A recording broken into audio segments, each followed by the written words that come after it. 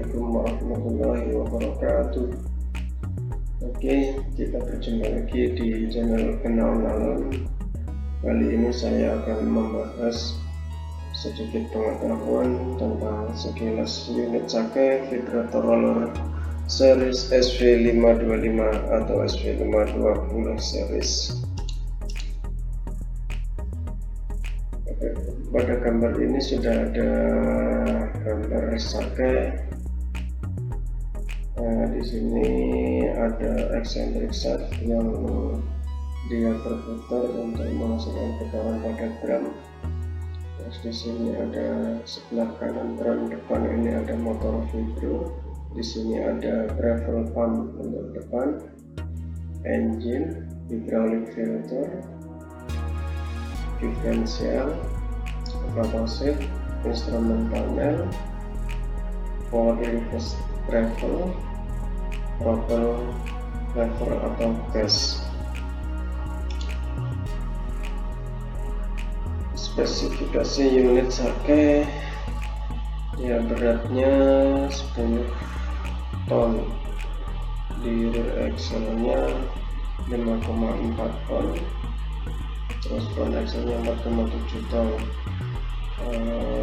Panjang keseluruhan 5,8 meter, lebarnya 2,2 meter, tingginya 2,9. Terus ini apa namanya, di sini unit ini memakai engine Isuzu dengan tipe 4BG1T dengan total displacement-nya 4,329 liter, outputnya 83,3 kW kWm, maksimal torsi 387 Nm persegi. Kapasitas tangki untuk solar 265 liter, untuk hidrolik olinya 50 liter. Untuk identifikasi unit atau mesin dan engine, posisinya ada di gambar ini. Di sebelah kiri operator seat ini ada nameplate. Di sini untuk mencari model dari tipe unit sake. Terus di belakang bagian kiri, belakang roda, di bodinya itu ada serial number untuk unit. Sedangkan untuk lokasi engine serial number dia ada di sebelah kiri. Kalau dari operator seat itu di cylinder block di sini.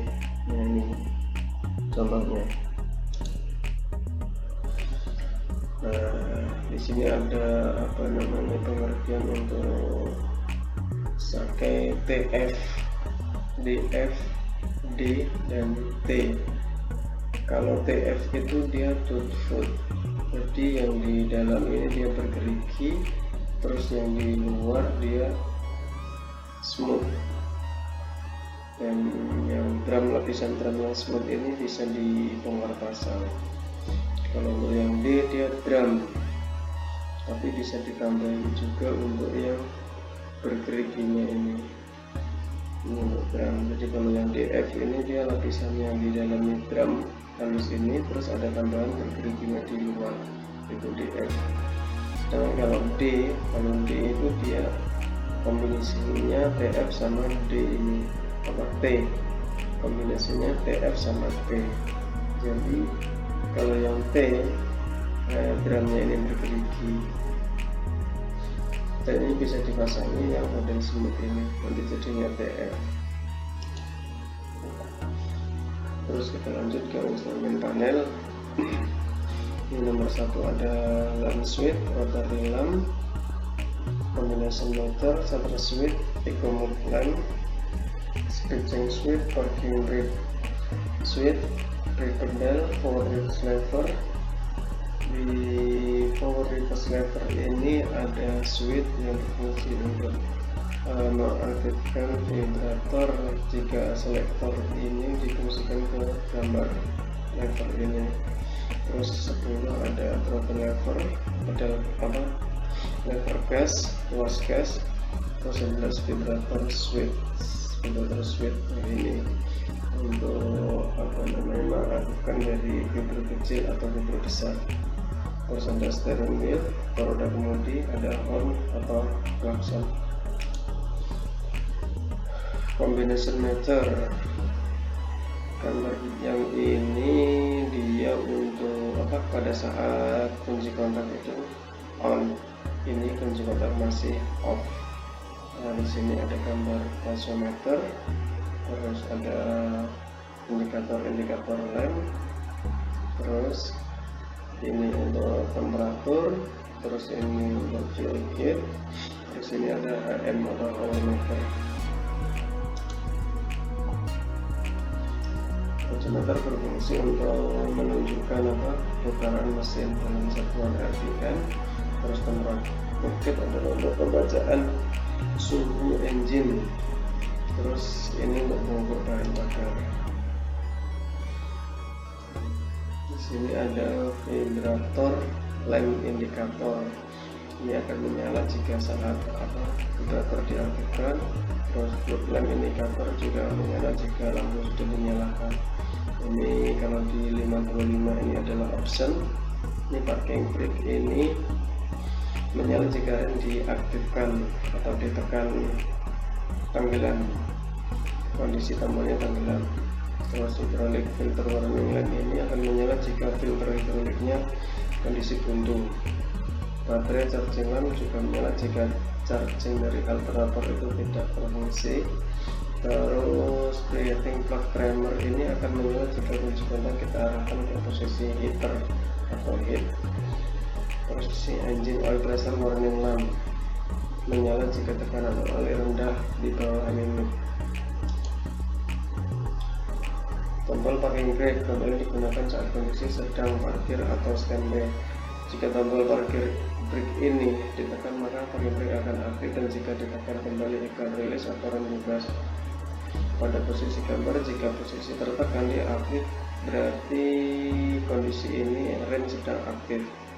Sedangkan kalau posisi rilis kita tekan lagi, dia akan kembali muncul, dan lampu di indikator lem di sini untuk parking brake akan mati, berarti unit sudah bisa dijalankan. Tapi pada saat kondisi unit sedang berjalan, jangan lupa menekan tombol ini, parking brake ini secara tiba-tiba, kecuali kondisi darurat. Terus lamp switch ini untuk menyalakan lampu kerja, vibrator switch ini untuk memindah atau untuk memilih amplitude atau vibro kecil atau vibro besar. Kalau posisi dalam ini berarti off. Terus vibration selection switch, di sini ada selektor untuk memilih posisi mode pemakaian. Di sini kalau ini untuk kita aktifkan dengan menekan tombol ini. Namun di sini harus dipilih juga ke vibro kecil atau vibro besar. Kalau di posisi continue ini cukup menggerakkan atau memilih selektor ini saja. Dari sini tidak bisa dari selektor switching di forward reverse lever ini tidak bisa difungsikan.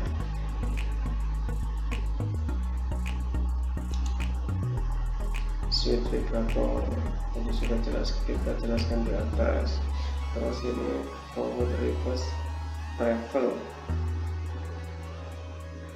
Jangan mengaktifkan vibrator pada permukaan yang keras seperti permukaan semen, beton atau tanah baja yang lainnya. Jangan mengaktifkan vibrator saat kondisi unit sedang berhenti atau berjalan. Hentikan vibrator segera jika terjebak dalam lumpur saat bekerja dengan vibrator.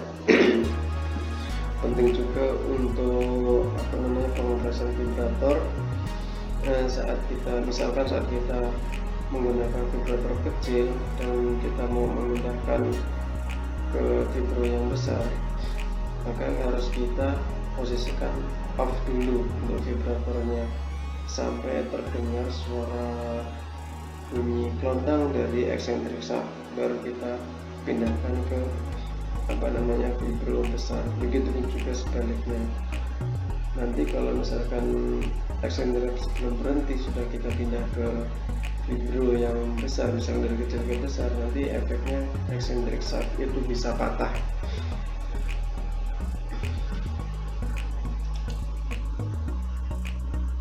Di sini ada eco mode. Eco mode ini berfungsi semacam untuk ekonomis bahan bakar. Jadi lampu ini akan menyala jika tuas gas atau throttle lever digerakkan ke posisi eco mode. Unit akan bekerja pada RPM kisaran 1800. Jadi misalkan tuas gas ini kita gerakkan ke belakang sampai di sini, sampai bunyi klak, terus lampu ini nyala, berarti eco mode ini sudah aktif. Kenapa sampai 525 ini pada saat di eco mode pada RPM 1800 hasil kerjanya itu, hasil pemadamannya itu bisa menyamai dengan RPM 2200 karena pada unit ini ada modul controller yang berfungsi untuk menggerakkan solenoid vibro. Jadi misalkan dengan porsi RPM rendah dari sistem hidrolik itu masih mampu mengejar vibrasinya, karena pada tipe SV525 ini untuk solenoidnya sudah menggunakan PWM, beda dengan tipe-tipe sebelumnya yaitu SV512 sama SV515. Speed switch atau saklar ini berfungsi untuk memilih kecepatan unit. Di sini ada dua mode, yaitu pura-pura dan kelinci. Untuk mode pura-pura speednya pelan, 0 sampai 6 km per jam. Untuk kelinci kecepatannya bisa 0 sampai 10 km per jam. Sebagai tambahan, ini penting juga, jangan mengubah posisi switch ini saat unit masih berjalan. Jadi seandainya kita berjalan dari pura-pura atau kelinci, sebaiknya dalam posisi berhenti dulu. Begitu juga saat maju atau mundur, atau dari mundur ke maju itu berhenti dulu, baru kita pindah.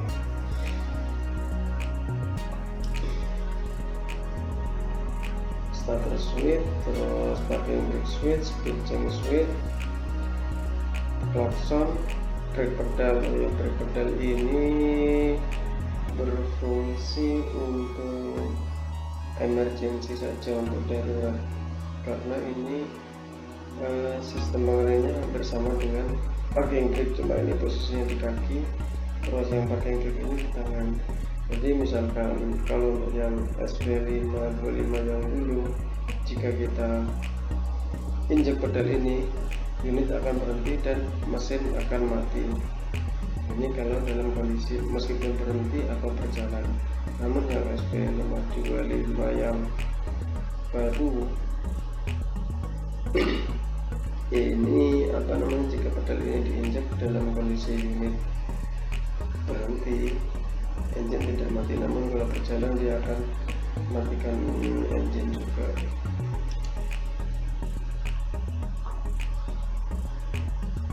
Forward reverse lever sudah kita singgung tadi di atas, jangan menggerakkan tuas maju atau mundur secara berlawanan arah sebelum unit itu berhenti. Jadi misalkan kalau kita mau memindahkan arah gerak unit, misalkan dari mundur ke maju, itu harus berhenti dulu untuk menghindari kerusakan pada komponen diferensial. Untuk pengereman normal jangan menggunakan pedal rem atau tombol parking brake, karena tombol parking brake atau brake pedal itu dia langsung menghentikan unit secara tiba-tiba. Jadi untuk mengurangi laju unit dengan menggerakkan ini aja, misalkan dari kecepatan penuh mau kita rem pelan-pelan di geser ke belakang atau sebaliknya dari belakang ke depan sini. Ini untuk tadi yang kontrol gas atau RPM tadi.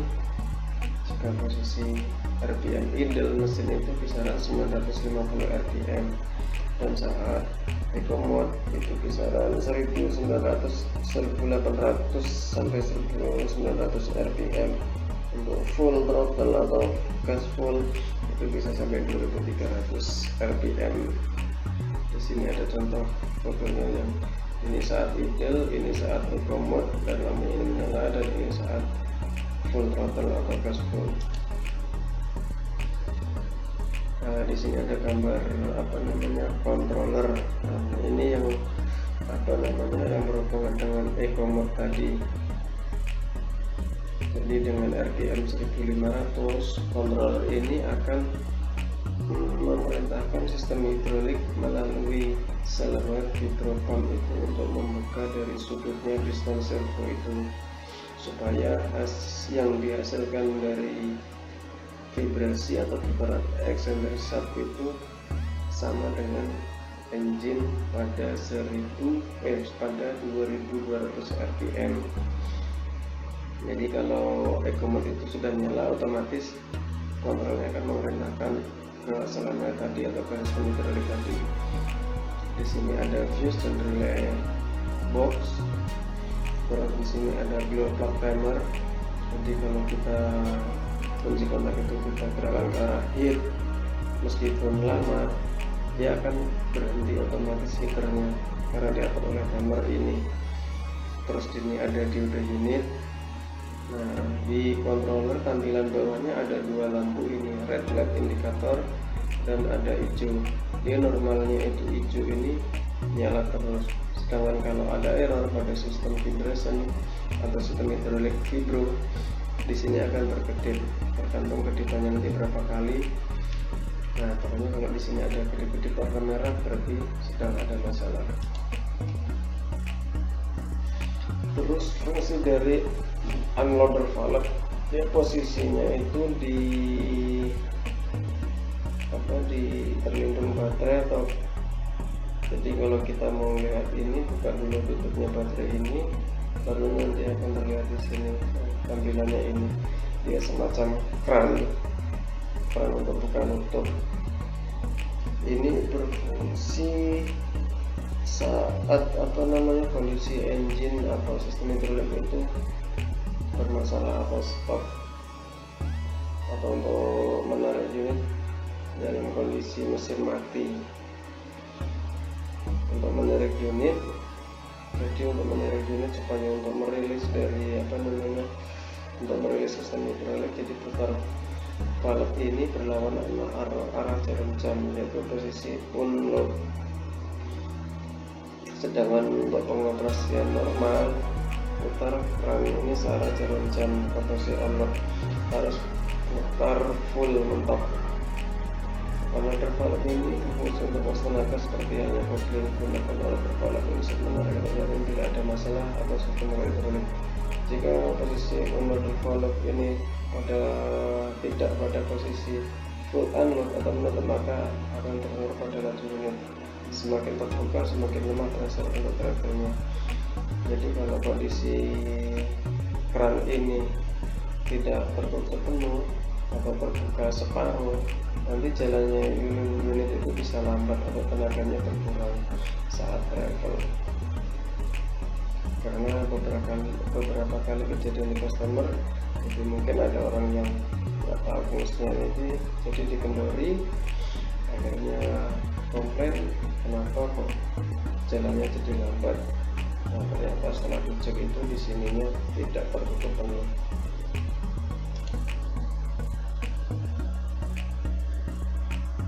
Nah, berikut langkah-langkah untuk merilas brake atau rem saat kondisi mesin mati.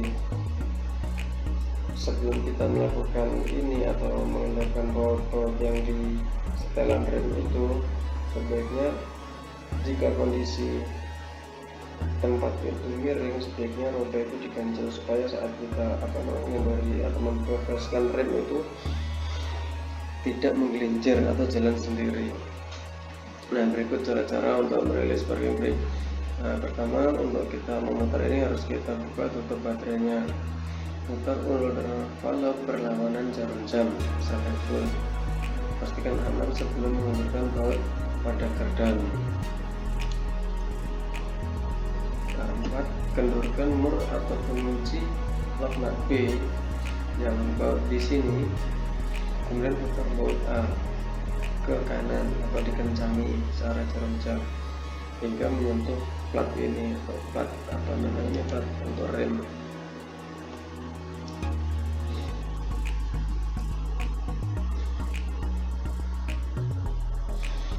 Rem tadi, terus putar dan kencangkan baut A seperempat putaran. Maksud dari seperempat putaran ini, kita kencangi baut ini seperempat dulu, terus belakang seperempat dulu, kanan seperempat dulu, belakangnya lagi seperempat dulu. Kalau misalkan masih belum bisa ditarik, nanti dikencangi lagi seperempat lagi. Jadi kita mengencangi ini harus hati-hati dan dikasih jarak maksimal 1 putaran, karena kalau kita kelebihan mengencangi ini, kita paksa, pernah kejadian posisi plat ini patah, yang didorong oleh baut ini patah. Nah, terus putar terus sampai unit bisa ditarik.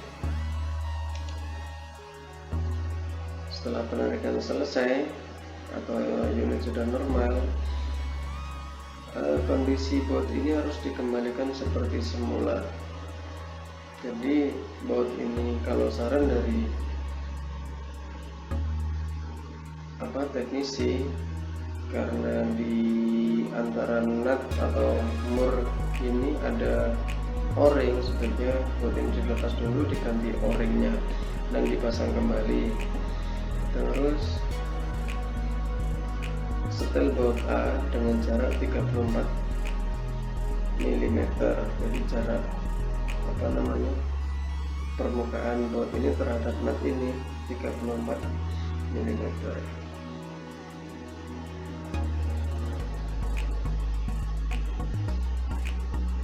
Terus kemudian kencangkan murnya untuk lock supaya di sini tidak bocor oli. Terus yang untuk unloader valve-nya tadi, putar ke posisi on-load, putar full ke kanan. Hal-hal yang perlu diperhatikan dalam bekerja pemandatan, memahami tujuan unit. Terus unit dikembangkan dan dibuat terutama kemarin untuk di jalan dan perbaikan jalan. Unit tidak boleh digunakan untuk pekerjaan pemecahan atau penghancuran, karena ini dapat menyebabkan kerusakan pada unit. Jangan gunakan unit untuk tujuan lain selain pemanatan dan pekerjaan sipil. Jangan bekerja dengan inverter pada permukaan yang keras. Contoh permukaan yang keras adalah lapisan beton, karena hari ini dapat menyebabkan unit melompat dan menghasilkan beban kejut tidak normal. Ini dapat menimbulkan kerusakan pada peredam kejut isolator atau rubber drumnya. Terus di sini biasanya kalau material yang sudah padat, terus apalagi untuk memecah batu yang keras itu, nanti efeknya itu ke bearing-bearing yang ada di drum, itu akan cepat rusak bearing-bearingnya. Mengubah arah berjalan unit secara lembut. Saat mengubah arah, gerakan tuas maju mundur secara perlahan.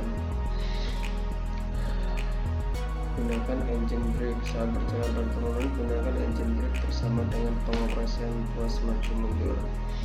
Saat berjalan menanjak, berjalanlah dengan laju rendah. Jangan mencoba untuk mengubah laju unit saat sedang berjalan. Unit bisa mengalami slip. Saat berjalan menurun, atur laju unit agar putaran mesin tidak melebihi 2500 rpm. Bekerja pada lereng atau tidak miring, bekerjalah dengan arah atau menanjak atau menurun. hindari bekerja pada arah melintang sehingga unit miring pada sisinya. Nah, ini tadi selangit pada mikrofon yang selangit pada mikrofon matanya di belakang mikrofon, di atasnya mikrofon dia. Nah, ini lampu yang tadi itu. Oke, sampai situ dulu yang bisa saya sampaikan dari Gunawan Alam tentang unit Sakai. Semoga ada manfaatnya. Terima kasih atas perhatiannya. Assalamualaikum warahmatullahi wabarakatuh.